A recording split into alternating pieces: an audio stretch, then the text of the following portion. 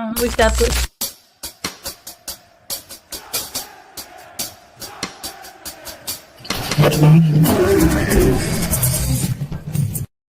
The Four Leaf Clover podcast is sponsored by Planet Celtic.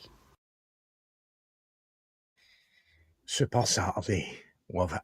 It's nearly that time. Michelle's on it already. Michelle's on the Prosecco. Andy, Michelle, viewers, welcome to the post-match show. It finished Celtic 5, Kilmarnock 0. Andy, very, very close now. Hopefully the Sheepshaggers do the business tomorrow and that bottle of champagne will be getting open, my man. It's just unfortunate that we didn't have that opportunity today. It was taken away. Obviously, a game against St Johnstone. It would have been ideal to win it today at Celtic Park because that was certainly first half scintillating performance, wasn't it? Aye, it certainly was. It was one of the games of two halves again. Michelle, you're on the Prosecco. Hopefully tomorrow, pal, you will be on the champagne. Very, very close now. Yes, definitely. Always have a good feeling about Aberdeen and Kilmarnock. For years I've always been putting on a tenner for Aberdeen to beat Rangers and it's not really failed me that much, so I've got faith that tomorrow we will be celebrating. Not the celebration I wanted, but still a celebration, so let's go.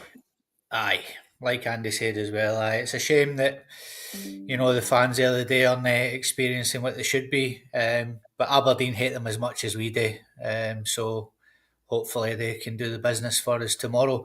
So let's get into the game then, ladies and gentlemen. Andy, the starting lineup, we were talking about the changes last night. I think you went for three, mate. 3 changes, and I think there was only 4 at the end up. But quite considerable changes at that. Our Jamesy Forrest starting. Looking at that team, mate, was there any sort of surprises in there for you? Would you like to have seen maybe 1 or 2 others come in or out? Or how you seeing that starting lineup, mate? I was actually calling for Hatate to get brought out and Bernardo put in there, or possibly Engels as well, possibly 1 or 2, whatever, take your pick there, but I was looking for Bernardo to get a start today. I was a bit disappointed that he didn't actually get on the park at any point. It was a strange one, to be honest with you. So I was a wee bit disappointed for that point of view. I think we all had an idea that Scales was going to come in and Taylor. I think we all kind of called that on the back line there. Yeah. And incidentally, Taylor, what a performance today for the wee man. Brilliant performance. I think actually when you seen Schlupp coming on, you seen the difference in play. You're like, I'm really having second thoughts about Schlupp because he's not been great, has he? And that certainly getting dropped for Taylor to come on hasn't given him a kick up the arse because he come on and done basically hee-haw, apart from getting the ball away. Looks very stuttery at times and all that. We Taylor Day was popping up all over the park, in the middle of the park. Everywhere. He was involved in everything. I thought he was absolutely superb today, so well done to him. Aye, he actually got man of the match, Andy, after getting off in the 60th minute, which just says it all, considering like Hatate got 2 and all the rest of it. He was unbelievable and is going to show us what we're going to miss if he goes. Aye, still a chance he might stay. So, Michelle, any surprises in there for you? I think you were with me last night. We've gone for sort of wholesale changes as well, but is there any MD in there that you wanted to see come in or out, or how did you see that starting lineup, pal?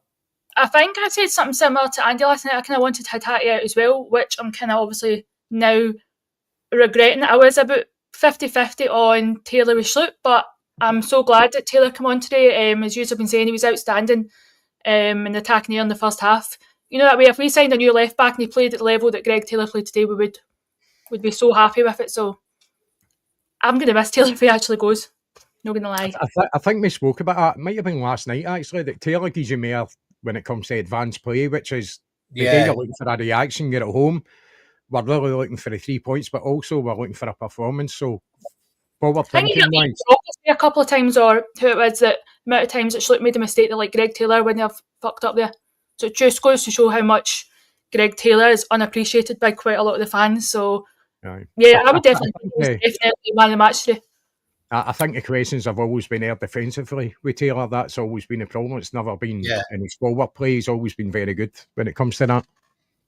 I think he plays the inverted fullback role to perfection, ladies and gents. That's my opinion on it. And he looked very, very comfortable when he came into the sort of Calmac position, receiving the ball. And that's maybe a position he might evolve into, as he goes to, if he stays at Celtic or goes to his next club. He looks so comfortable in the middle of midfield. So he comes in and gives us that extra man in the midfield. And he plays it to a T. He was the Killie, just had to play everywhere today. Schlupp wasn't as direct as Taylor, so yeah. Bring that. I'm actually with Andy on Schlupp. I think he's went really off the boil, man, quite a bit. I thought he started very well, but I don't think I'd be paying the top wages for this guy to come in as a number 2 now. I at the start of proceedings, I was kind of like, get him in, he's a perfect number 2, but if you've got to be paying 20 grand a week plus for that guy, I don't think he's going to be worth that sort of money. I think there's better options out there, but we'll see. We'll see what happens. Scotty, I think it's one of the things. Be careful what you wish for, innit? The grass isn't always green on the other side, and all that kind of caper. Yeah. Just touching on the forward player and on the same side as Taylor with Scales, I think what he does very well is, and if you watch him, as soon as he gets the ball, he's looking to go forward with it and make that forward pass. That's what I like about Scales. I know he's got a mistake in him, as I suppose every player has, but him in particular, he's got his limitations. But I think he's always looking to be positive with his play, with taking the ball forward. That's what I like about Scales. Aye. Just one last point on Greg Taylor. I think I'd rather give him the money than Schlupp, if I'm being honest.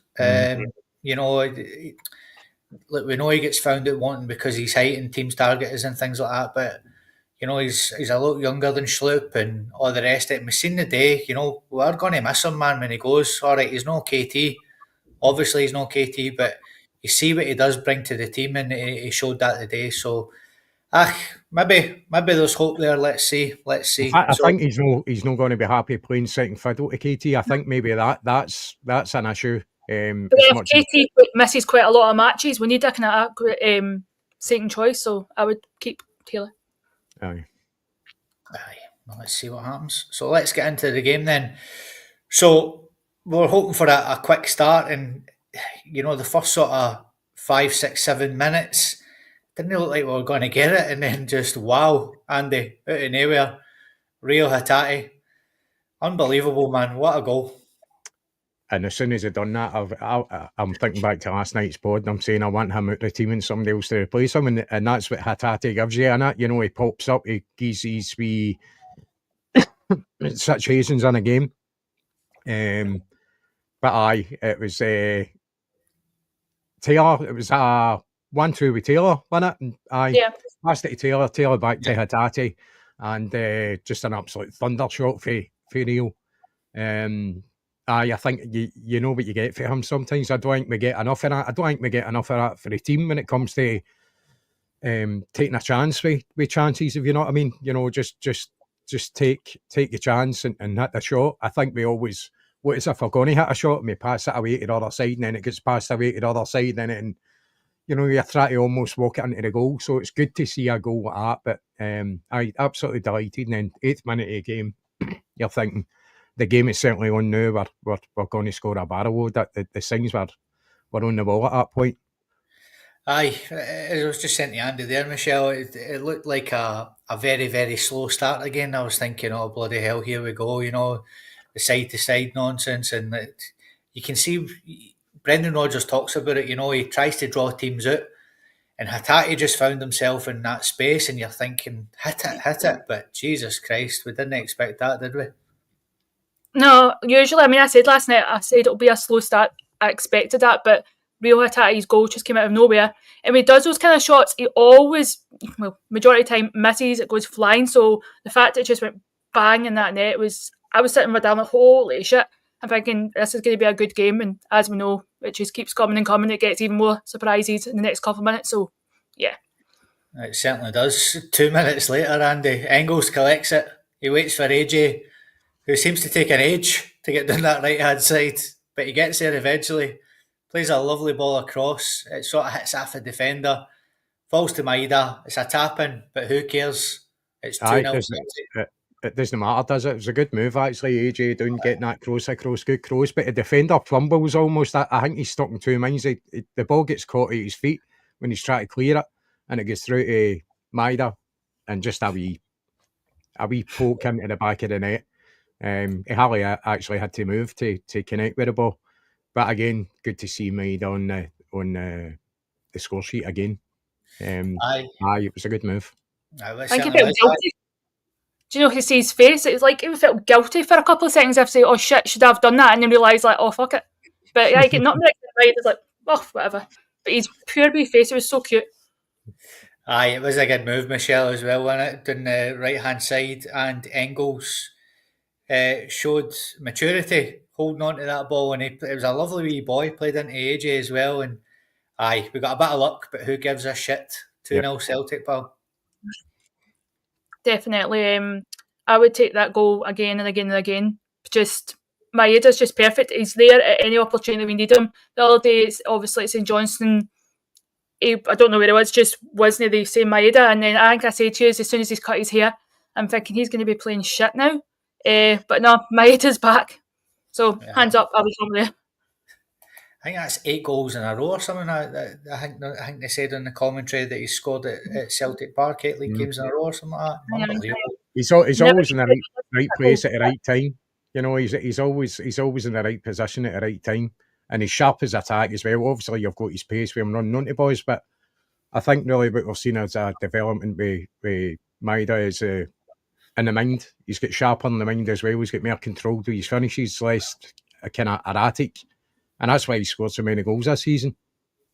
Aye, what a difference, mate. You're bang on there. What a difference this season is.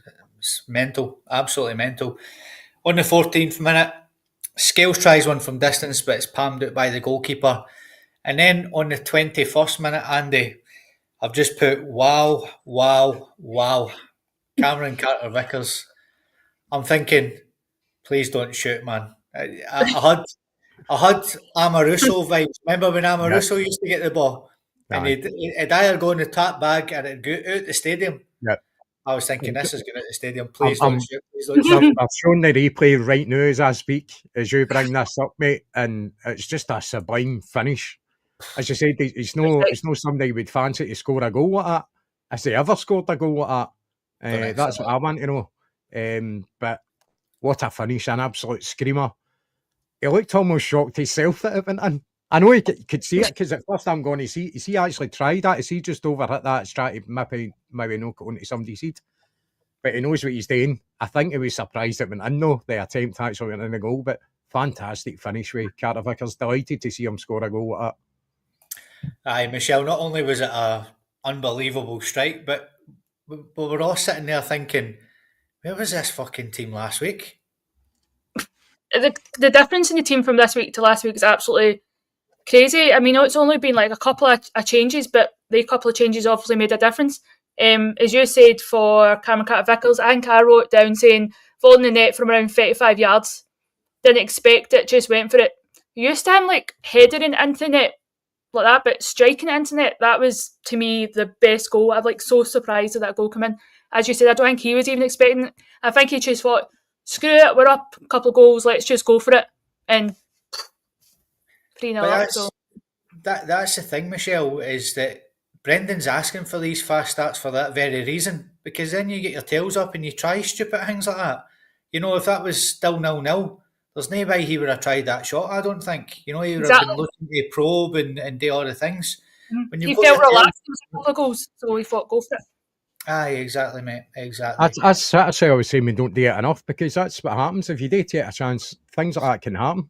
Yeah. You know, I don't think we take enough chances like that. We're almost... You can shoot like that, move him into the middle. I almost try to walk it into the net at times, and that's when fans get frustrated, when they see a chance open up, a space open up. I think we do that in certain parts of the park as well. Soon you see a player with a ball and he's got a bit of space in front of him and he chooses not to use that space and he'll maybe pass it off to somebody else. Just be a wee bit more adventurous, be a wee bit more brave, and you know, you get your rewards for stuff like that. Yeah. Bang on, man. And Chris Fraser there, 8 games in a row at home, the first since Henrik. That's the sort of levels that Maeda's at the minute. So next home game, I think he's going to probably get another one by the looks of things. Unbelievable, man. So Andy, on the 24th minute, unbelievably, AJ and Forrest link up down the right-hand side. Into Hatate, he doesn't panic. After 24 minutes, Andy, it's 4-0 Celtic. Aye, Where's this came from? It was a good move, good interaction with AJ and Forrest, and AJ gets the ball across, and Hatate just changes his feet in the box, doesn't he? You know, he just switches his feet, knocks it in the back of the net, and goal number 2 for him. And Celtic are absolutely cruising at this point. You're really thinking it's going to be an absolute pumping when you're scoring like the 4th goal in 24 minutes. It was just scintillating stuff. It certainly was. And I put in the group chat 9-1 anybody. You know, we spoke about it last night on Friday night podcast. If you haven't watched it, please go back and watch it. It was a brilliant podcast we had last night. Right good laugh, loads of segments and things like that. But the 9-1 game that we beat Kilmarnock, which is their record defeat, I put it in the group chat. I was like, this could be, you know, the way it's gone, you know. But obviously we'll get into the second half where we took our foot off the gas again.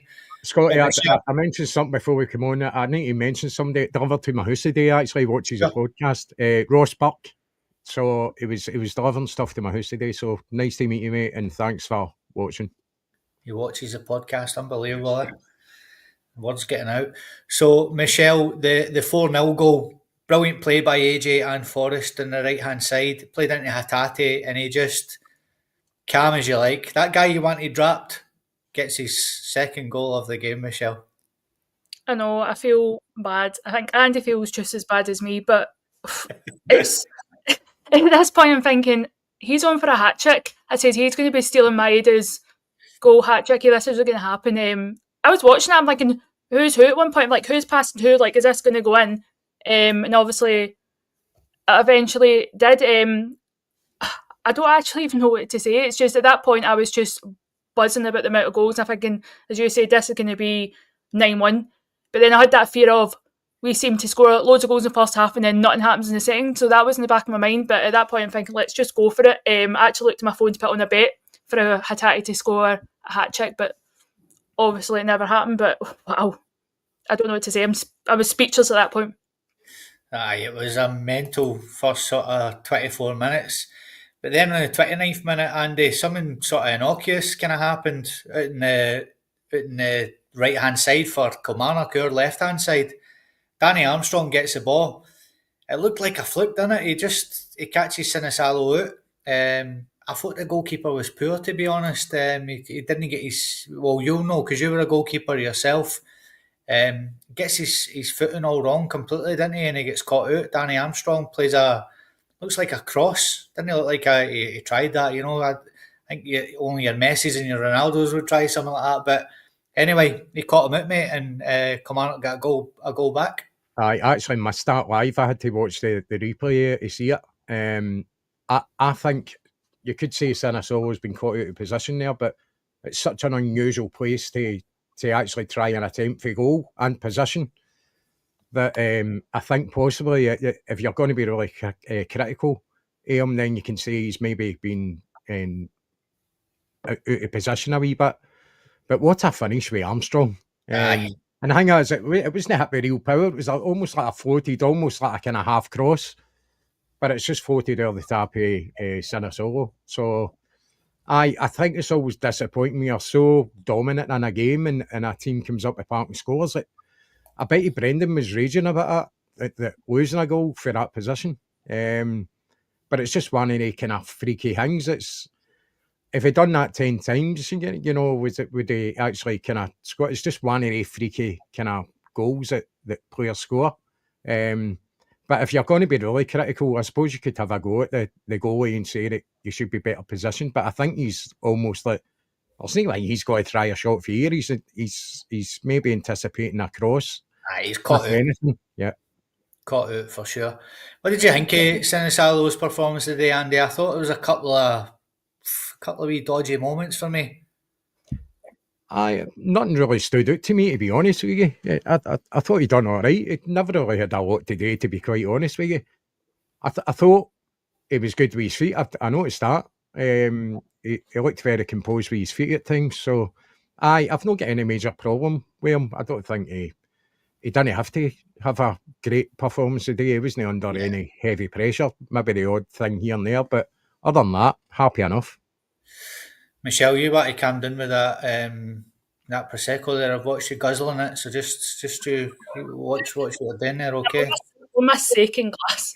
I'm trying to celebrate. It's after last week. I think I'm allowed to celebrate. You're supposed to save it for the morrow. So, Danny Armstrong gets one back for Kilmarnock, Michelle. What did you think? Meant it or fluke? A bit. Oh, that's a hard one. I think he went for it like Cameron Carter-Vickers went for his, and it was bad goalkeeping on Sonny Sallow's part. I feel if that was Schmeichel, that would have been saved. But yeah, there was a couple of incidents that Sonny Sallow was a bit kind of off today. That throw, was it? Yeah, a couple of wee throw-outs and stuff. Really shocking. So again, just a couple of things I think it would have been different if Schmeichel was playing. But give him his dues, he's stepped up. He's been decent for us and stuff, but at that certain point, bad goalkeeping. Aye, I agree with you, mate. I do agree with you. I just thought he got his footing all wrong and so on and so forth. But hey, when you're 4-0 up, it's not so bad. It's not so bad indeed. So on the 41st minute, Andy, excellent play yet again. Engels into Ida. He touches it to Hatate. He tries to flick it to the keeper. It falls to Maeda. And I'm screaming again, yes, 5-1. But literally a ball here offside, Adam Ida. But even looking at the replays, I didn't think it was offside. It's very, very tight, isn't it? But they're saying it's offside, but a bit unfortunate for Maeda, get his second goal of the game and obviously to go 5 up, score the 5th goal. But I think, it's a ball here, isn't it? When they start drawing the lines and they're almost overlapping each other, that's when it's tight. Yeah. And people say, well, the forward should get the advantage, and maybe that. I think they're looking into that when it comes to the offside rule, aren't they? So, I think the rules are going to be changing on that. Whether it would affect that particular goal, I don't know. But I was ecstatic when he first scored it, but then they start looking at it with VAR and you're like, it doesn't look good. When they start drawing the lines and stuff, it's going to get chopped off. I smell the Glover agrees as well. He's saying it wasn't offside. I didn't think it was offside. It's like, how can you give that as offside? It wasn't really a massive part of the play and all the rest of it. I just one of these stupid things. So Maeda had a goal chopped off there, Michelle, but he's nearly got a goal just on half time as well. A corner, what a corner from Engels, by the way. And Maeda was at the back post and he nearly had a tap in, but the Kilmarnock defender just got there. But I thought Maeda could have done better there as well and just maybe nicked in front of him with his pace and stuff like that. But very unlucky. But what a corner in for Engels. It's weird if you notice lately that Engels can have like amazing corners and then the next it'll be absolute shit. Yeah. It's the weirdest thing, but yeah, amazing corner. But then you've got the likes of Maeda, the first or second goal he scored just tapped in as if it was nothing. But then sometimes he misses things that should have been so easy. So it's the weirdest thing. And then going back to what you're saying about the offside, anything that's offside, Adam Ida is always there. How many times this season has Adam Ida been offside? Adam Ida and Adam Deck. It's like you put them together. Adam Ida offside. I'm not joking, it's always Adam Ida. It certainly is. And Chris Fraser's come out with a belter there. Has anyone noticed the lines are blue and red? Well, we all know the reason for that, don't we, Chris? Yeah. Let's be honest. Felt a wee bit sorry for Adam Ida today. I've got to be honest with you. I was really rooting for him to get a goal. I think it would have done him really good, but I felt bad for him. I completely forgot at one point he was playing till that happened. I'm like, oh shit, Adam Ida's in the park. That's how unknown or how in the background he was today till that happened. This was his chance to prove, and again, I don't think he did. Aye, So half time it finishes, Andy. Celtic 4, Kilmarnock 1. What a half of football, mate. Aye, certainly first half an hour or so. Superb stuff. Some really good movement, good goals. And Hatate, really, I was really impressed with him today. I know Taylor got man of the match, but he must have been up there as well, Hatate. Yeah. He was definitely on fire today. The problem with Hatate is he blows hot and cold. We don't get it enough when it comes to consistency. So we certainly know that Hatate's got the talent and the skills. It doesn't show it enough for me. And he loses the ball too much as well. That's his problem. See if he could cut that. And a lot of people say, well, if he could sort that out when he be with us, he'd be playing in a bigger league. But I really delighted with the scoreline at half time. Just a pity that goal was chopped off. It really should have been 5, shouldn't it? But you can't be disappointed getting at half time 4-1 up. Also, I suppose disappointing losing a goal against a team that weren't really in it. You know, but it's one of these things.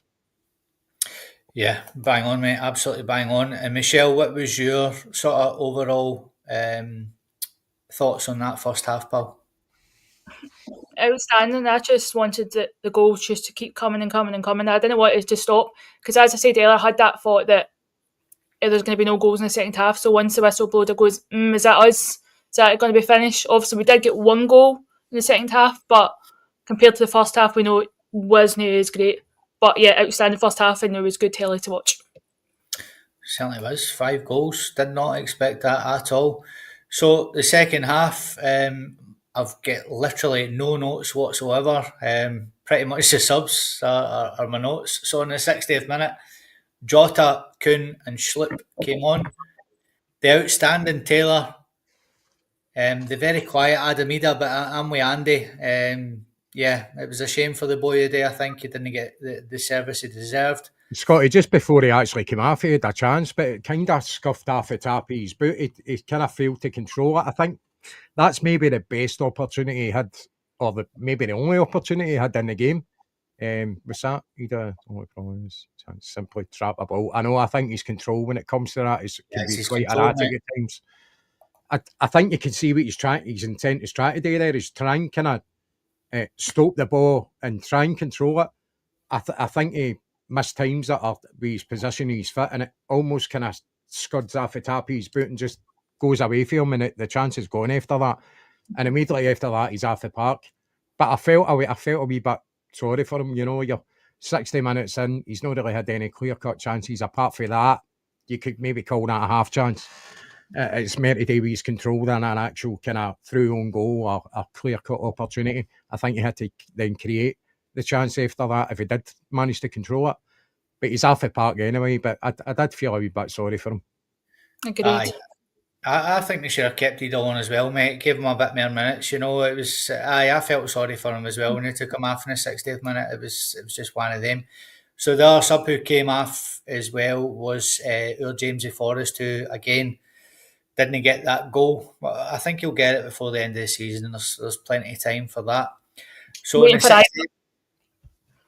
leave it for there. That'd be lovely. So on the 68th minute, free kick just outside the box. Engels tries one. It's off the wall and out for a corner. On the 75th minute, AJ got taken off and the Bricky came on for his little cameo. And on the 77th minute, a great cross as ever, Andy, from Ralston. We've spoken about it a million times on this. Mm-hmm. His crossing is lovely.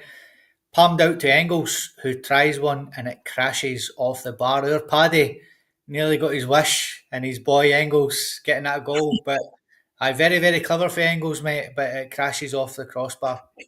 Aye, good to see Ralston involved in that and all, but just cracks off the bar, so unfortunate for him. When was the last time he scored? It's a while now, mate. A while ago. Good while. Michelle, very inventive from young Engels. Great ball in for Ralston. It's palmed out to Engels and he hits the bar. Again, I feel like Engels is the kind of person, again, who has really good shots and then really shitty shots. And today kind of showed that. Like, that would have been amazing if he scored. But then obviously, not even 2 minutes later, I think he tries near enough the same shot and it just goes God knows where. Yeah, I really do like Engels. I know Paddy seems to be obsessed with Engels, so I was kind of hoping that he would get pushed today. But yeah, no, I mean, I don't know what to say. I feel like Engels gets it hard sometimes as well. But yeah, I don't have anything bad to say about him. I just wish he did score, but it wasn't my highlight today. Never stuck out. Aye. And there's your sister there, Andy. Afternoon, everyone. We brought Scotty and Michelle. Nice to see a girl on the panel. Good game and lovely to see Greg Taylor walk out with his baby daughter. Yeah, that was a nice moment. It certainly was a nice moment. Well, James, watch Engels next season with a full pre-season under his belt. Aye, I think we're going to see the best Engels next season as well. You know, we've got to remember, ladies and gentlemen, he's just a young boy. You know, gone for German football to Scottish football was a massive difference, and the team he played in. The team he played in Germany, you know, it's no like he's not got the pressure of what he's got at Celtic, where he's got to win every week and all these things. So, see, to be honest with you, mate, you can't use that as an excuse, like having a full pre-season. You know, we're into April now. We're seeing half the tail end of the season, and the pre-season's got nothing to do with where he is now. He started well, didn't he? And then he went half the boil, and we called it out, mate. Aye. But I think they've all taken they've all took their foot off the gas. It's not as if you can just pinpoint one player. They have all done that, and there's been various reasons for that. They say they can be too far ahead in the league, and you know, they take things too comfortable. They think it's done and dusted. Technically, it is. Right, it's just a matter of time. So you can understand why they take their foot off the gas. But Engels, you know, he's always going to have that price tag on his seat. You know, that £11 million. Which is maybe unfair on a young guy. Okay, I get that. He's still trying to adjust to a new country, a new league. And the pressure's obviously what you were touching on there about Celtic when you're expected to win every game. Even a draw is a disaster, you know. Yeah. Even losing goals when you shouldn't lose goals and still win the game, it's still got the negative things are going to get pointed out. Because that's what we require as fans. That's what we expect. Is for you to go out and absolutely destroy teams. And maybe it is unfair. Maybe we are being unrealistic when it comes to that. Even when we win games, we still seem to pick out wee negative points here and there. Well, that could be better. Some of these players, I'm not saying that they watch any kind of Celtic media content, Celtic fan content or anything, but if they did, they must be looking at it going, now, what do you expect here? Do you know what I mean? Sometimes we can be a wee bit harsh, I must admit. Are we ever happy, to be fair? As I said to you before, like even the lineup came out today and we were still moaning about it. We moaned that we were crap last week. We got a new lineup and we still moaned that the team was shit. Like, I feel like we're never 100% happy, and that must be quite hard on a young boy coming in saying all that shit on social media, but that we're never ever happy about anything. Aye. He tries his best, no tried enough. He scores a goal. Is he worth his price tag? As I said the other day, like, it's no fair on a player to get all this shit on him. He didn't ask for the price tag on him. That's what they offered. It's no him. Just look at him as a player. Forget the price tag, because that's not his fault, and it's going to constantly happen unless we change our attitude towards it. I think where it's doing for Engels is kind of preparing them for life, because that's marriage for you. If he ever decides to get married, no matter what you do, it's never enough, you know? Yeah. Huh. Oh, is that a dig at women? No, not at all. No. We would never do that, Michelle, with you on the podcast. Don't worry about that. All I say is, if Engels was ever to leave, it'll be nothing as tough going forward than it is being in Scotland. It'll be more of a breeze. So I think if he builds like a back bridge here, he'll feel so much better moving forward. We've literally hardened him up to let him fly the nest when he needs to. And as somebody put in the comments earlier, we've not had a penalty since December, so maybe that's why he's not scored as well. It's quite a December doesn't seem that far away, but you think the amount of games we've had for December, it's quite a lot for him not to score. That's exactly what I was saying. You're talking about Engels coming in, and I actually brought up Matt O'Reilly saying that we missed that. Look how many goals I wonder how many goals Matt O'Reilly would have scored at this point, for December to now. Quite a few, I'd imagine. I think we missed that for the team, or that type of player. Engels isn't that type of player. Totally different. Do you think Hatate, McGregor and Engels are too similar? So we've got 3 players in there that are doing the sort of Aye. same job. I I- noticed today they were getting under each other's feet. Yep, that's a great point. I actually think Engels is more a Calmac type player, Yeah, that kind of more defensive midfielder. I would really like, and I think Bernardo could possibly play in both, but I think he's quite comfortable in both parts. When he's got to defend, he's quite structured and strong in that position. When it comes to defending the ball or intercepting the ball. But see, going forward, Bernardo's very effective as well. But again, we don't use him enough. Great opportunities to introduce him onto the park today, and it wasn't taking it. And if you look back in the footage, I know there's a particular bit. I think it's when McCowan is coming on and Bernardo's sitting there just, we don't need to get a game here. He looks really disappointed. And that's a gifted player that we're just not utilising enough, in my opinion. Agreed. yeah. Aye, bang on. And there's a wee statistic there for you, Michelle. Pour yourself a wee glass of Prosecco, pal, and get a wee read of that. He's not got glasses on. Well, that's came for a guy. So in the 80th minute, Maida went off and McCowan came on. And then that was us until the 93rd minute, Andy. Tony Ralston, Hatate, he finds Ralston, and he's obviously been watching Maida in training. What a finish for the Bricky, mate. 5-1 Celtic. Aye, Hatate involved again in the assist. But Ralston, he's got his Perry boots on. Just switches it from feet to feet by the player, slots it in the back of the net. So, aye, you were actually calling for him to come in for AJ to start. Yeah. And I think it's obviously, you can talk about ability, but I think when we were really needing somebody to fight for the ball and put in a real kind of workman's type performance, right, you always get that for Ralston. All right, he's got his limitations, the same as Scales has, but what he does the basics very well, Ralston, but he's also got a cracking cross in him. And as we've seen today, he's got a goal in him as well. So, aye, delighted for him. Delighted to get the 5 goals as well, right at the very end of the game. And Michelle, I had my Anthony Ralston poster up on that wall there, and I just took it down just before we came on the podcast. I've been screaming out for him, haven't I, for the past couple of games to come in instead of AJ, who looks miles off it. And look what he does. Nobody listened to me.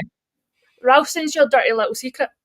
Exactly. Brendan must be watching this podcast, I'm telling you. I've been desperate for that guy to come on, and you're going to have a fun night tonight over your Anthony Ralston poster. Well, that's correct. That is correct. So it finished, ladies and gentlemen, Celtic 5, Kilmarnock 1, and I was a wee bit gutted because I had 4-1 last night on last night's podcast. I picked 4-1, but we got the 5-1. We got the 3 points, and tomorrow the Sheepshaggers will put them to the sword, and we will be opening those bottles of champagne and loving life.